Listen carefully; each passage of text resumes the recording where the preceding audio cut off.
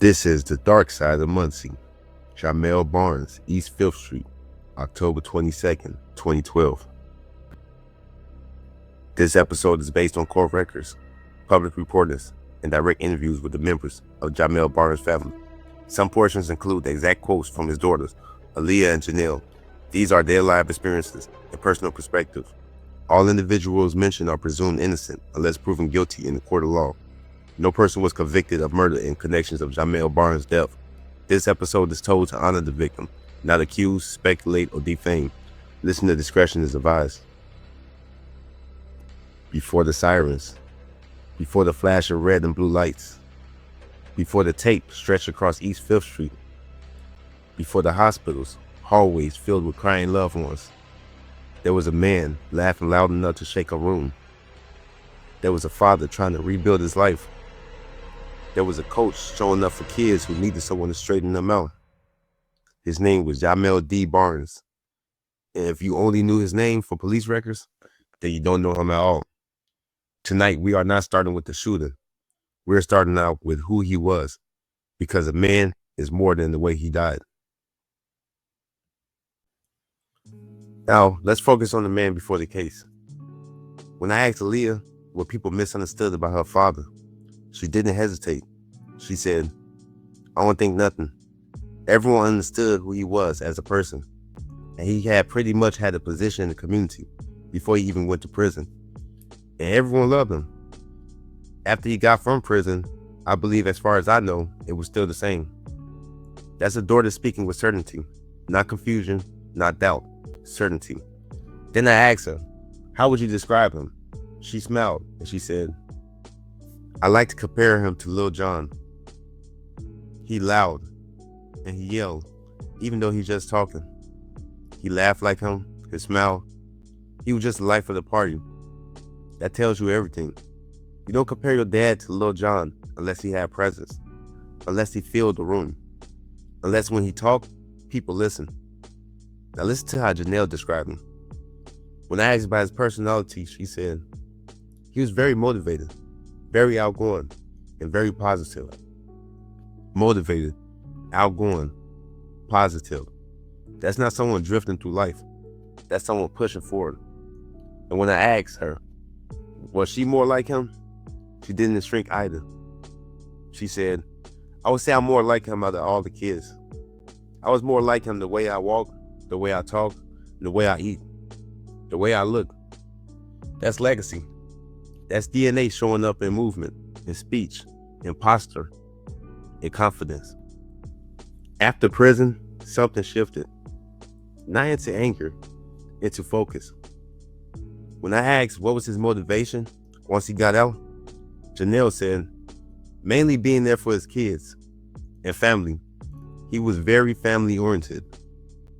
That was the mission, family. Aaliyah echoed in her own way.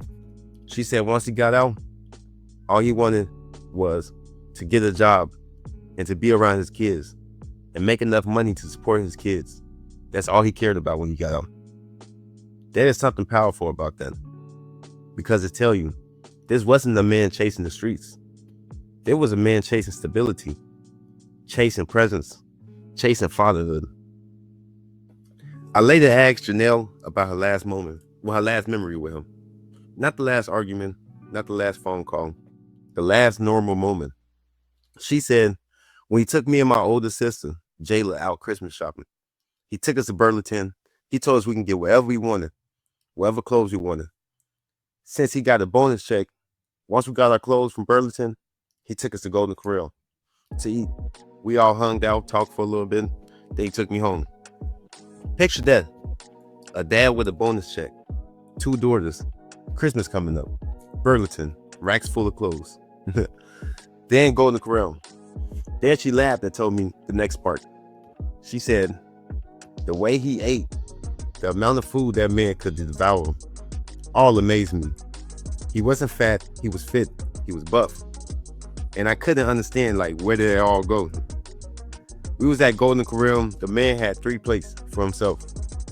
He ate all. Spaghetti, fried chicken, salad, some corn on the cob, some chicken tenders. That man was going in. That's not a crime story. That's a father-daughter memory. That is a man trying. So before Jamel Barnes was ever named in the police report, before he was even the father, his name appeared in sports pages of Muncie newspapers. Back in 1995, Jamel Barnes was a Southside High School athlete, a teenager whose name showed up in game summaries, box scores, and season coverages in the Muncie Evening Press and the Star Press. On October 21st, 1995, coverage of a Southside football game noted Jamel Barnes attempting to stop a kickoff return, fighting through blocks, refusing to give up on the plate as the runner broke free down the sideline. It's a small moment on paper, but it says everything about effort, chasing, not quitting on the plate, even when the odds are against you. A month earlier, in September 1995, Southside football coverage again mentioned Jamel Barnes by name, this time as part of the team active rotation during the hard-fought conference matchup, reinforcing he wasn't just on the roster, he was in the game. And it wasn't just football. In December 1995, the Muncie Evening Press listed Jamel Barnes in high school basketball coverage, part of the Southside program completing at a high level, sharing the court with his teammates, who will also go on to remember him locally. By November 1995, a full-page Southside team feature in Star Press placed Jamel Barnes among the Rebel roster. His name printed alongside teammates, coaches, not singled out as a star, but shown as part of a unit, part of something bigger than himself. These aren't highlight reels. They're something more honest. They show a young man who kept showing up. People don't usually talk about how athletics carry forward into adulthood, but you see the line clearly here. The same kid chasing down the kickoff in 1995, the same name showing up again and again in team summaries. That kind of consistency doesn't disappear. Years later, Jamel Barnes would become a father of 6 children, and according to family accounts, the same presence followed him into adulthood, showing up, being involved, making sure his kids knew he was there, not from the sidelines of life, but inside of it. Practice fields became school events, locker rooms became living rooms, team schedules turned into parenting routines. That's the version of Jamel Barnes his family knew. Now, some of y'all may wonder, why does all this matter? When violence takes someone, the story often starts with the worst moment. But Jamel Barnes' life didn't begin on East 5th Street in 2012. It began years earlier, on high school fields, in courts, in Muncie, in gyms where his name was being called out, on teams where he mattered enough to be written down. That history mattered, because when we say his name now, we are not just talking about how he died. We talking about who it was we lost. The hours before the shooting. The exact events leading up to the shooting was never fully agreed upon. What is known comes from multiple witnesses, each offering a partial view. So Jamel Barnes was in the area of East 5th Street. His family told me he was getting ready for work, but he finna stop at his brother's house. A SUV pulled up and entered the area. An interaction occurred that lasts only seconds, not minutes. There's no evidence of a prolonged argument, no drawn-out confrontation, but what followed happened fast. In court, witnesses described the same moment, but not the same way. One witness testified an SUV pulled up. A man exited the vehicle. A gunshot followed shortly after. Another witness testified a man was already standing outside the SUV. The shooter position was different than described by others.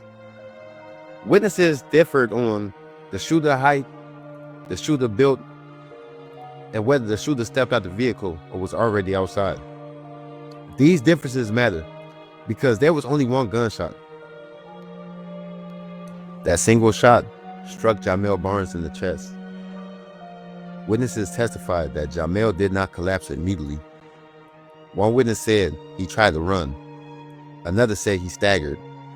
At least one witness testified that Jamel was still conscious after being shot. and called out for his brother. Those words placed him alive after the shot, a detail that would later be dissected in court. Minutes later, Jamel Barnes was dead. Muncie police arrived quickly. Emergency lights washed over East 5th Street. Red and blue reflecting off houses where people lived and slept. Neighbors came outside. This wasn't a vacant lot. This wasn't an alley. This was a place where someone didn't make it home. So this is the point of view of Aaliyah from that night. I was at home. I got a text my dad had got shot or died. I don't remember. But one of my classmates had told me. I thought it was a joke or something. Because if it's the truth, why are you telling me? I was kind of laughing it off. As I went upstairs to go tell my brother, he was bawling his eyes. He threw his phone. That's when I realized it was real. At the hospital, it was a bunch of people who knew my dad. My older sister was there with her mom. There was a lot of people talking loud, freaking out. They ain't know what was going on. We kept saying, we want to see him. We want to see him. They kept saying, you don't want to see him because you don't want this to be a last memory you have of him. Hours passed. Everyone yelling, screaming, crying. I was sitting next to my sister. She was crying. I was sitting there not really processing. She said she didn't cry at first. I went to school the next day and a friend came to me and gave me a hug. Then I started crying. I didn't cry until then. And that was the first time in a long time in a while. Janelle night. Janelle remembered the screaming. It was a Monday night, a school night for me. Me and my brother on my mom's side, we was watching TV. And all of a sudden, I hear my mama screaming and crying. Family filled the house. My grandma walked through the door. After that, my aunties walked through the door. Then the pastor, his wife from the church, and a couple of my cousins walked through the door. I'm thinking like, is this an intervention? I don't know what's going on. Then her grandmother sat her down. Everyone looking at me. I'm scared out of my mind. I didn't know what was going on. I thought I was in trouble. And then your dad got shot. He went to a hospital and he died. She said after that, I lost it. I really had no emotion, but tears was coming down my eyes. I was in shock. I was heartbroken. I didn't know what to do because the only thing I can think of was I just lost my best friend. I just lost the only person who understood me. She didn't go to school for a week. The investigation begins. Detectives began interviewing witnesses. Almost immediately, they encounter a problem. The story is not lining up. Everyone agreed Jamel was shot. Everyone agreed there was an SUV. But beyond that, the details fractured. Who fired the shot? Where was they standing? Who was the closest? The investigation moved forward anyway. Names that answered the case. As police worked through evidence, several names became part of the record. Terrence J. Douglas. Prosecutors charged Terrence Douglas with murder. The case against him relied heavily on eyewitness testimony. There was no video footage, no DNA tying him to a gun, and no forensic evidence placing a weapon in his hand at the moment of the shooting. But the state believed the testimony was enough. Another name surfaced during the investigation. Freddie Darnell Perry Jr. Perry was discussed in testimony and investigative reporting. However, and this is critical, Freddie Darnell Perry Jr. was never charged in connection with Jamel Barnes' death. His name appeared in the background of the case, not in charging documents. Legally, that distinction mattered. Another name later became associated with the public conversation. It was Alonzo Williams. Alonzo Williams was not charged in connection of the murder of Jamel Barnes. Williams would later be convicted and sentenced in a completely separate homicide case involving Jeffrey Brown. His name is often confused with the case, but he was not prosecuted for Jamel Barnes' death. That clarification is essential. Inside the courtroom, the night at East 5th Street was replayed piece by piece. Witnesses testified, sometimes confidently, sometimes uncertainly. Defense attorneys focused on contradictions, statements that changed over time, different descriptions of the same moment, conflicting placements of the shooter. Prosecutors argued that despite these inconsistencies, the overall picture was clear enough. The jury was asked to decide whether the state met its burden. The verdict. After deliberation, the jury returned with its decision. Terrence J. Douglas was found not guilty of murder. He was convicted of other felony offenses related to the events of that night and sentenced to 60 years in prison. But under the law, no one was convicted of murdering Jamel Barnes. Following the verdict, prosecutors acknowledged what the record showed. They could not prove beyond a reasonable doubt who fired that fatal shot. Without new evidence, the homicide investigation would not continue. What that meant for the family. To the court system, the case had to end. To Jamel Barnes' family, it did not. 6 children grew up without a verdict, explaining why their father never came home. No confessions, no final truth, no certainty. Just testimony that never aligned tightly enough to become proof.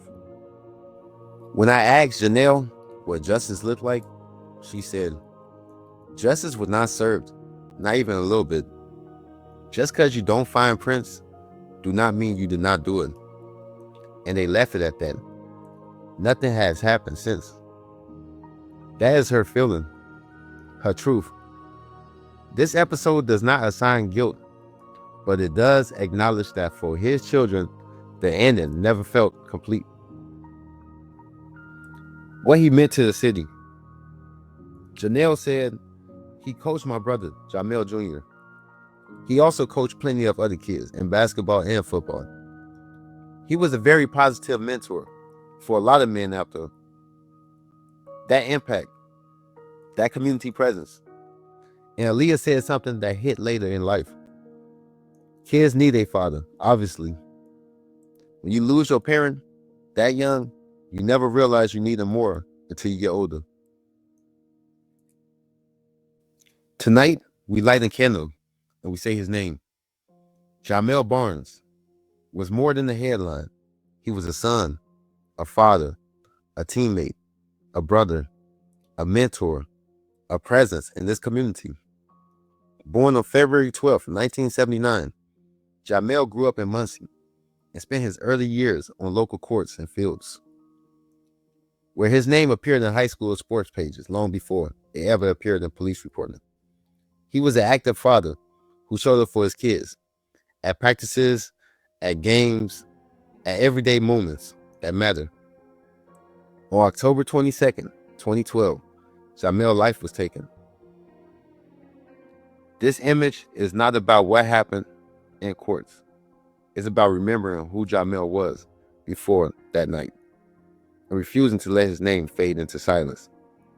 Say his name, Jamel Barnes. Now, before we end this episode, I want to personally thank Jamel's daughters, Aaliyah and Janelle, for speaking with me. I know that wasn't easy. Sharing memories, reliving pain, and trusting someone to tell your father's story with care takes strength. I don't take that lightly. Your voices matter, and your love for your father was clear in every word. This episode was hard for me. Sitting with this story, hearing about a father who showed up for his kids, who had a life before that night. It forces you to reflect. It forces you to think about time, about how fragile everything really is. As a father myself, this story hit different. It reminded me that we don't know how much time we have. None of us do. And if this story does anything beyond tell the truth of what happened, I hope it makes every father listening think about being present, about showing up, about not waiting until tomorrow to say what needs to be said now. to spend the extra hours with your kids. Because time is something none of us are promised. This story mattered because memory mattered, presence mattered, and fatherhood mattered. My name is Darius Nefarious, and this is the Darkside of Muncie.